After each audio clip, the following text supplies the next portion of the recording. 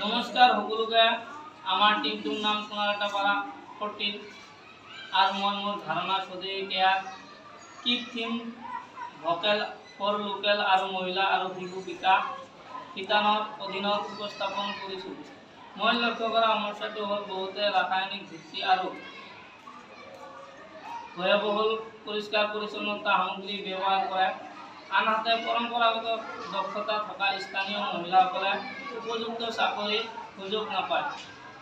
মোৰ সমাধান হ'ল সদৰীয়া কিট, নিম, তুলসী, এল'ভেৰা আৰু হলদু আদি উপাদান ব্যৱহাৰ কৰি মহিলাসকলে তৈয়াৰ কৰা প্ৰাকৃতিক আৰু স্থানীয়ভাৱে নিৰ্মিত হাইজিন কিট।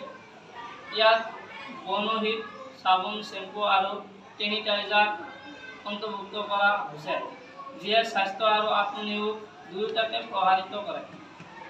এই ধাৰণাই মহিলাক সবলীকৰণ, স্থানীয় সমীকৰণ সমৰ্থন কৰে আৰু স্বাৱলম্বী ভাৰত গঢ়ি তোলাত সহায় কৰে। ধন্যবাদ।